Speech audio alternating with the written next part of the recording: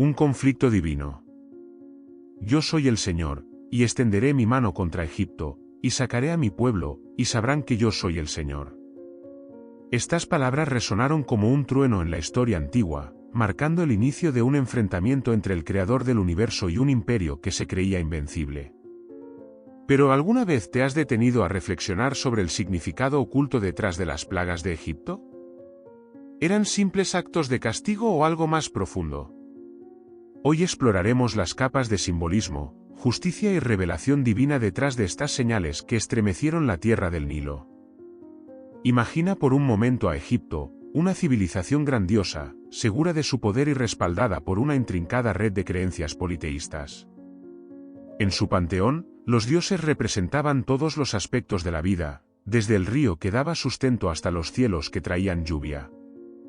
Cada deidad tenía su dominio, su autoridad, su propósito.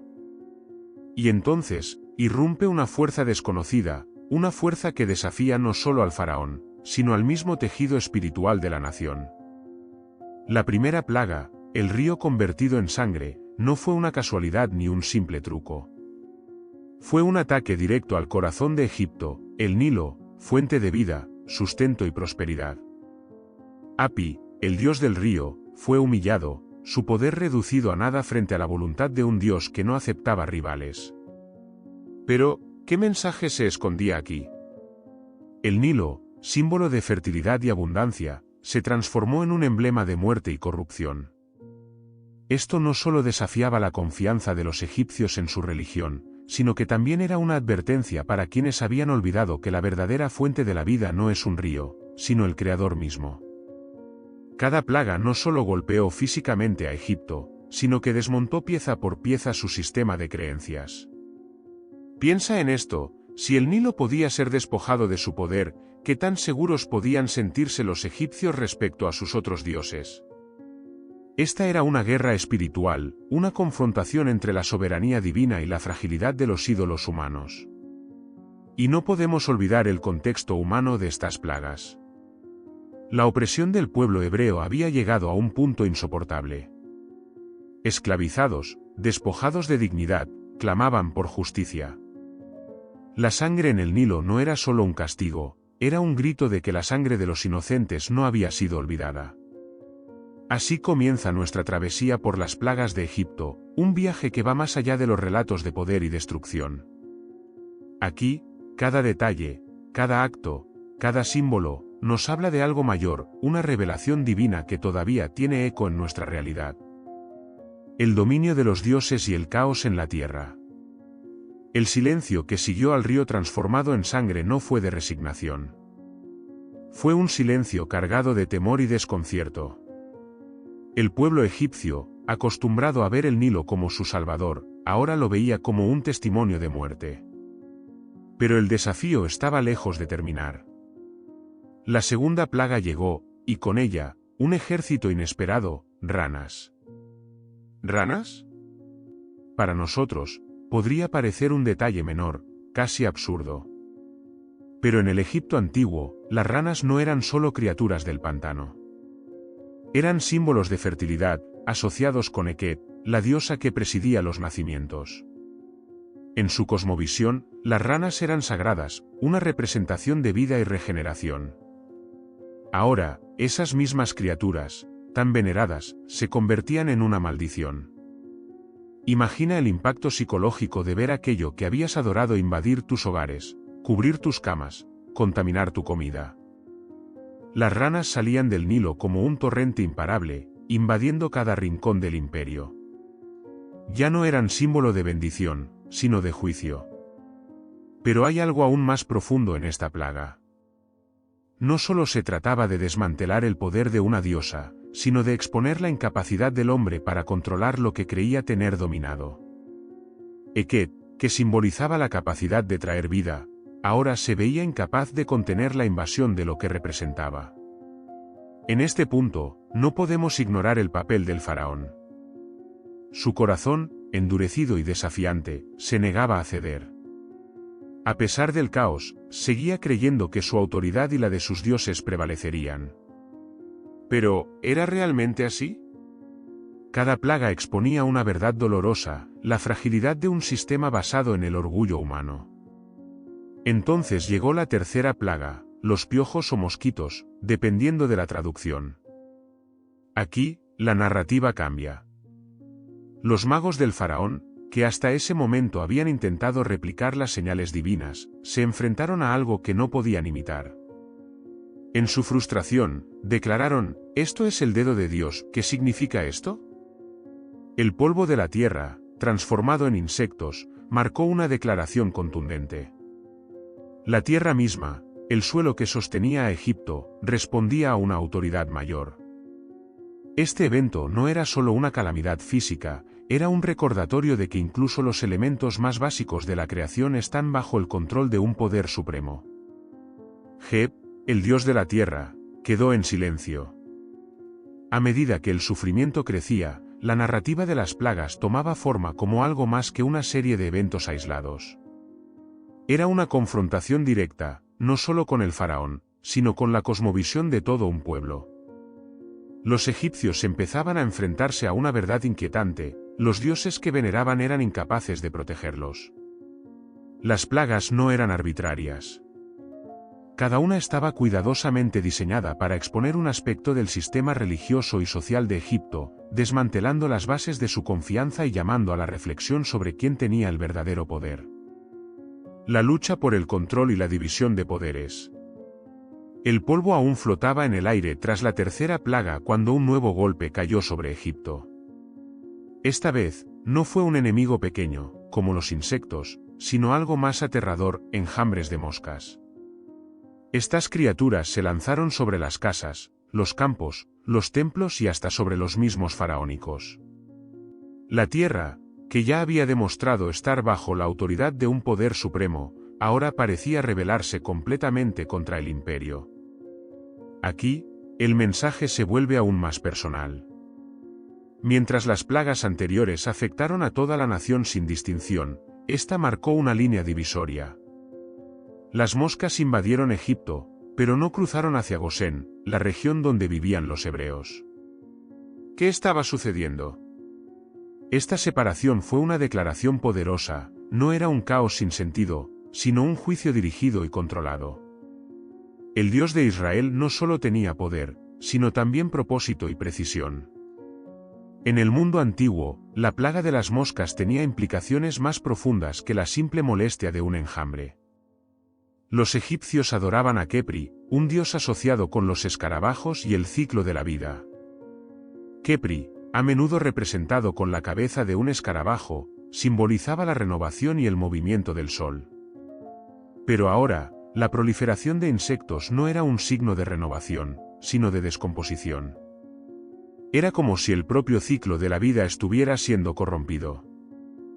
La división entre Egipto y Gosén era más que geográfica, era espiritual.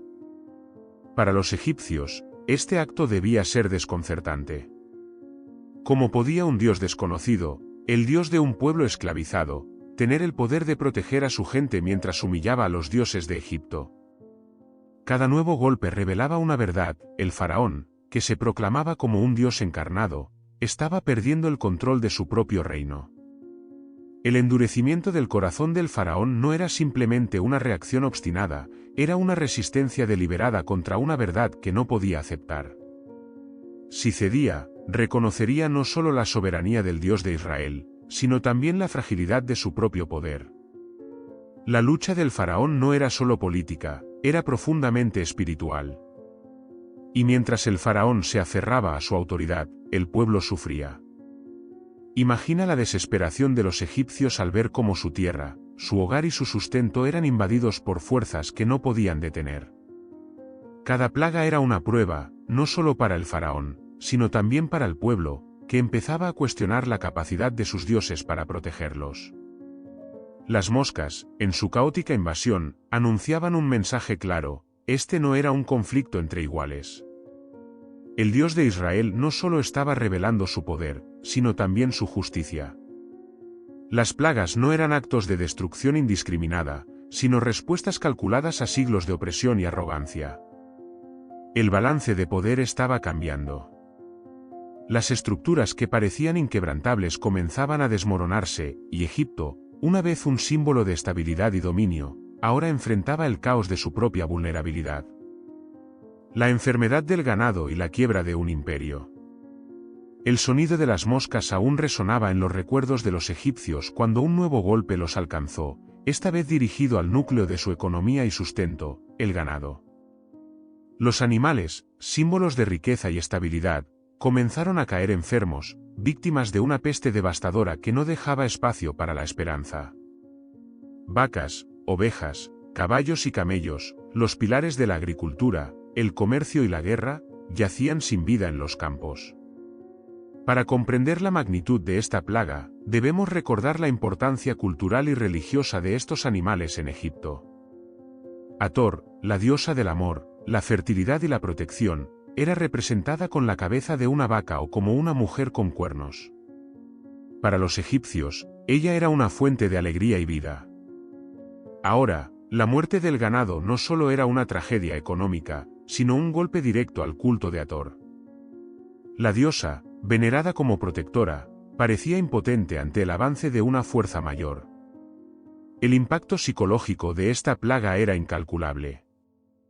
Los egipcios no solo perdían sus recursos más valiosos, sino también la confianza en sus sistemas de creencias. Las imágenes de los campos llenos de cadáveres de animales contrastaban con la prosperidad que Egipto había conocido durante siglos. ¿Qué podía significar esto? ¿Cómo era posible que un dios desconocido, asociado con un pueblo de esclavos, tuviera el poder de humillar a una nación tan poderosa? El faraón, fiel a su postura desafiante, no cedía. Sin embargo, cada nuevo golpe debilitaba más su posición. Los consejeros, los sacerdotes y los ciudadanos comunes empezaban a ver las grietas en la armadura del imperio. La plaga del ganado era un recordatorio brutal de que el control que Egipto creía tener sobre su tierra y su destino era una ilusión. Y entonces, surge una pregunta inevitable: ¿por qué estas plagas eran tan específicas? ¿Por qué golpear al ganado, en lugar de a las personas directamente? La respuesta es tan profunda como inquietante. Las plagas no eran solo un juicio contra el faraón, sino contra el sistema completo que sustentaba la opresión y la arrogancia de Egipto. El ganado, una fuente de riqueza, comercio y poder militar, representaba la estabilidad del reino. Al destruirlo, el Dios de Israel estaba desmantelando las bases mismas de la sociedad egipcia, exponiendo su vulnerabilidad y mostrando que la verdadera seguridad no está en los recursos, sino en la dependencia del Creador. Mientras tanto, en la región de Gosén, el ganado de los hebreos permanecía sano. Esta distinción era una prueba irrefutable de que las plagas no eran fenómenos naturales ni coincidencias. Cada acto estaba cargado de significado, dirigido con precisión divina. Para los hebreos, esta era una confirmación de que su clamor no había sido ignorado, de que su Dios no solo era poderoso, sino también justo. La tierra de Egipto, antes un símbolo de abundancia, se estaba transformando en un recordatorio de la fragilidad humana. El faraón, en su obstinación, continuaba enfrentándose a un poder que no podía comprender ni controlar. Pero cada nueva plaga lo acercaba más a una verdad ineludible: no se puede desafiar al Creador y salir ileso. Las úlceras y el quebrantamiento de los cuerpos. El aire en Egipto se sentía pesado, cargado de incertidumbre y temor. Cada plaga anterior había desgarrado una parte del orgullo nacional, pero ahora el juicio alcanzaba un nivel más íntimo, más personal. Las personas mismas, sus cuerpos, se convirtieron en el escenario del siguiente acto de esta confrontación divina. Aparecieron úlceras dolorosas, brotando como una maldición visible sobre la piel de hombres y mujeres por igual. Imagina el impacto. Hasta este momento, los egipcios habían sido testigos de la destrucción de su entorno, su ganado y sus recursos. Pero ahora, el sufrimiento invadía su carne, recordándoles que no podían escapar de este juicio, ni siquiera en su propia piel. Estas llagas no solo causaban dolor físico, también eran un golpe directo al orgullo y la dignidad de una nación que se veía a sí misma como invulnerable. La introducción de esta plaga marcó un cambio en la narrativa.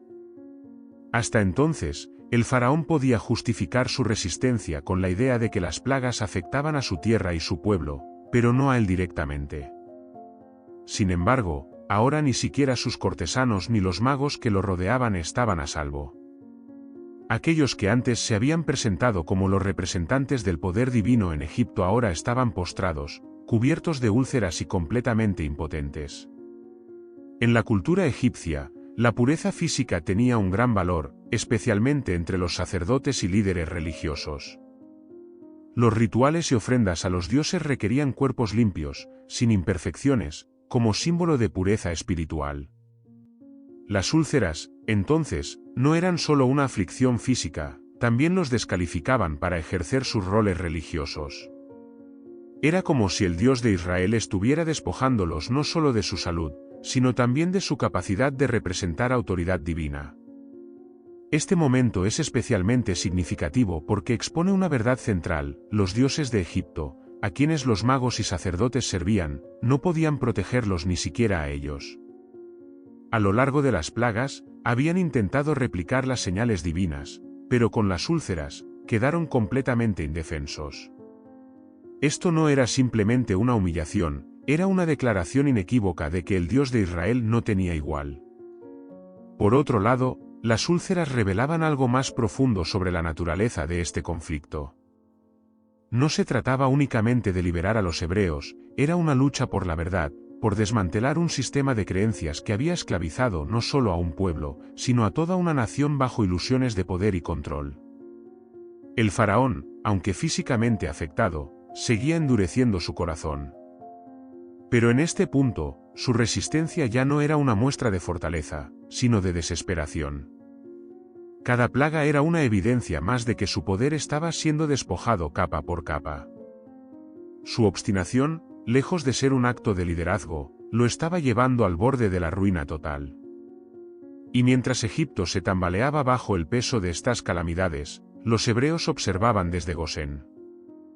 Las promesas de su liberación comenzaban a tomar forma en medio del caos. Para ellos, cada plaga era un recordatorio de que su Dios no solo era poderoso, sino también fiel a sus promesas. El conflicto se intensificaba. Egipto, un gigante que parecía invencible, ahora estaba de rodillas. Y sin embargo, el faraón se negaba a ceder, prolongando el sufrimiento de su pueblo en su intento desesperado de aferrarse a un poder que ya no poseía. El granizo y la devastación de los cielos. El sonido llegó primero, un rugido lejano que crecía en intensidad, hasta que los cielos se abrieron y el juicio descendió en forma de granizo. Pero este no era el granizo común que conocemos, frío y destructivo. Era un fenómeno sin precedentes, un fuego ardiente acompañaba las piedras de hielo, una combinación imposible que hablaba de una fuerza más allá de lo natural. Para los egipcios, los cielos siempre habían sido un lugar de orden, donde los dioses reinaban con majestad. Nat, la diosa del firmamento, era vista como la protectora de la bóveda celestial, manteniendo el equilibrio sobre la tierra. Pero ahora, el cielo mismo parecía rebelarse. Lo que antes era un símbolo de estabilidad y previsión, un lugar donde los ciclos de las estaciones se anunciaban con certeza, se había convertido en un arma de destrucción masiva. El granizo no discriminó. Los campos, ya debilitados por las plagas anteriores, fueron arrasados. Los árboles se rompieron, los cultivos fueron destrozados, y las construcciones más frágiles no pudieron resistir el impacto. Los egipcios, que dependían de sus cosechas para sobrevivir, veían cómo su sustento desaparecía ante sus ojos. La abundancia que había definido a Egipto durante generaciones se transformaba en escasez. El impacto emocional era tan devastador como el físico. Los egipcios no solo enfrentaban la pérdida de sus recursos, también veían cómo los fundamentos de su mundo se desmoronaban. ¿Cómo podía el cielo, que siempre había sido una fuente de bendición, convertirse en una fuente de castigo? La respuesta era clara: este no era un acto de los dioses egipcios. Era una declaración del Dios de Israel, que mostraba que incluso los elementos estaban bajo su control. En este punto, algo extraordinario sucedió. Algunos de los funcionarios del faraón, aquellos que habían presenciado las plagas anteriores, comenzaron a temer al Dios de Israel. Cuando Moisés advirtió sobre la llegada del granizo, algunos tomaron precauciones, llevando a sus siervos y animales bajo refugio. Este acto no solo mostraba prudencia, sino también una chispa de fe. Aunque aún temían al faraón, comenzaban a reconocer que había un poder mayor al que debían respetar. Sin embargo, muchos otros ignoraron la advertencia. La obstinación del faraón se había extendido como una enfermedad, cegando a gran parte de su pueblo. Los que no tomaron precauciones pagaron un precio alto, sus animales, sus siervos y sus campos fueron destruidos. Era un recordatorio brutal de que la resistencia al Creador no solo afectaba al faraón, sino a toda la nación. Y a pesar de todo, el faraón seguía endureciendo su corazón. Incluso cuando pidió a Moisés que intercediera para detener la tormenta, su arrepentimiento no era genuino. Sus palabras estaban cargadas de conveniencia, no de convicción. Tan pronto como el granizo cesó, volvió a su postura desafiante, como si pudiera negar la magnitud de lo que acababa de ocurrir. Pero Egipto estaba cambiando. Cada plaga dejaba cicatrices, no solo en la tierra, sino también en el espíritu de la nación. El Dios de Israel estaba revelando no solo su poder, sino también la futilidad de resistirse a él. Las tormentas que caían sobre Egipto eran más que un castigo, eran una invitación a reconocer una verdad más grande, una que el faraón seguía rechazando. La invasión de langostas y el colapso de la esperanza.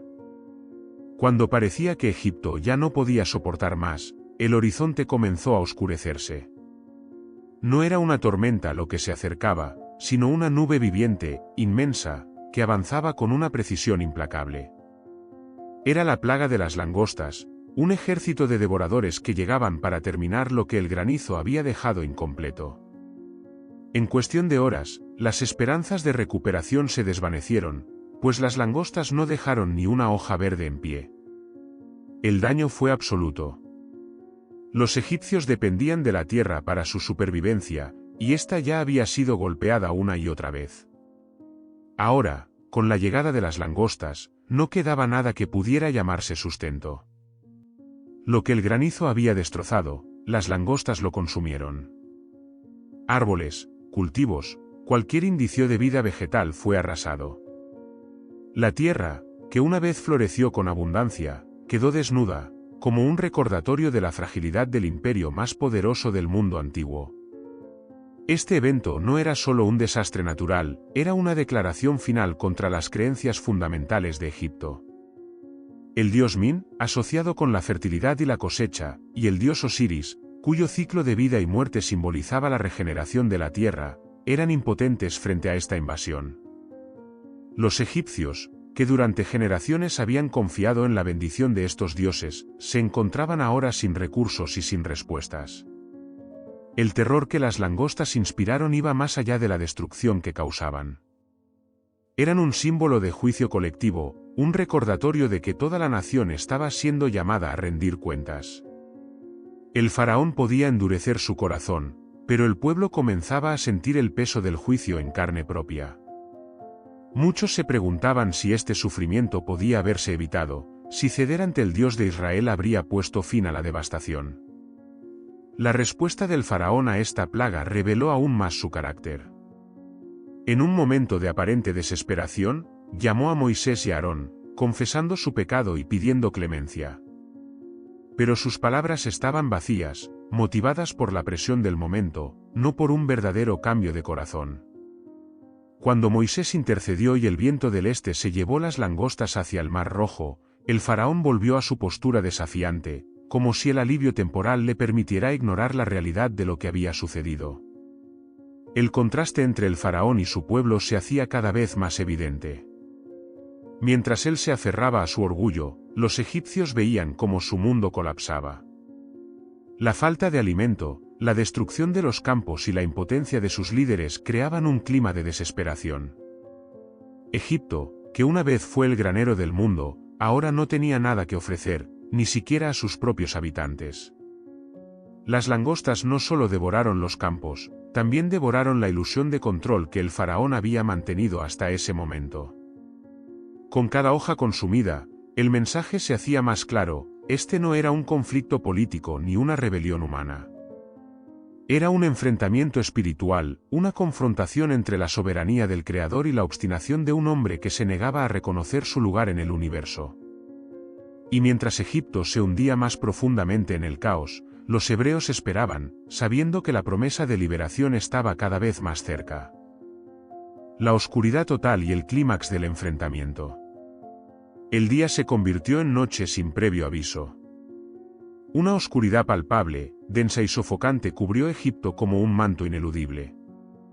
No era la oscuridad común que llega al caer el sol, sino una que parecía viva, casi tangible, como si los mismos cielos hubieran sido apagados por una mano divina.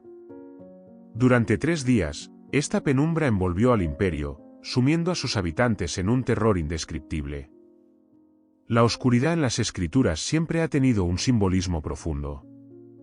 Es un estado de juicio, una representación del caos y la ausencia de la presencia divina. Para los egipcios, que veneraban al sol como la fuente de vida y orden, este evento era más que un fenómeno natural, era un ataque directo a Ra, el dios solar, considerado el más poderoso de su panteón.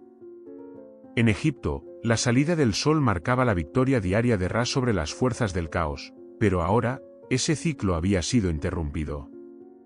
Era como si el Dios de Israel hubiera declarado que ni siquiera el Dios más venerado de Egipto podía resistir su voluntad.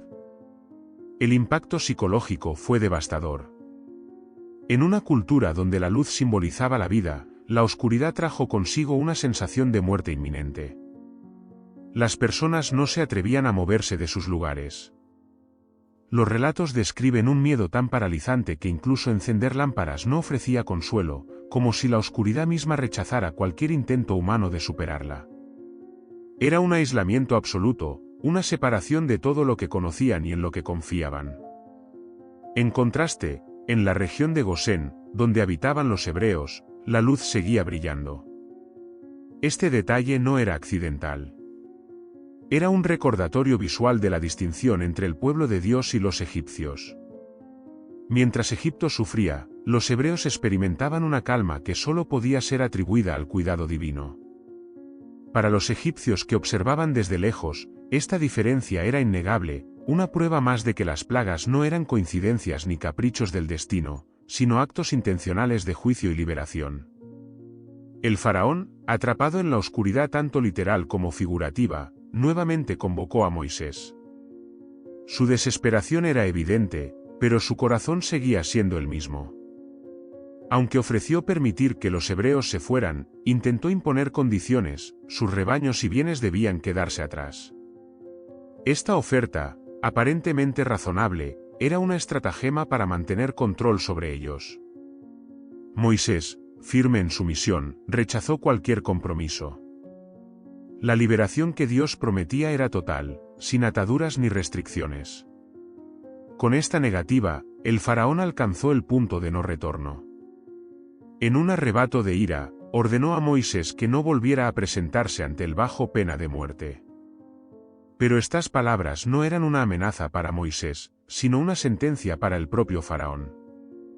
El profeta respondió con calma, declarando que, efectivamente, no volvería a verlo, porque el clímax de este enfrentamiento estaba a punto de llegar. La oscuridad que cubrió Egipto no solo era un juicio, sino también un presagio. Era el preludio de la plaga final, el golpe definitivo que no solo liberaría a los hebreos, sino que también redefiniría para siempre la historia de Egipto y del pueblo de Israel. El faraón, en su orgullo y ceguera, había rechazado todas las oportunidades para ceder.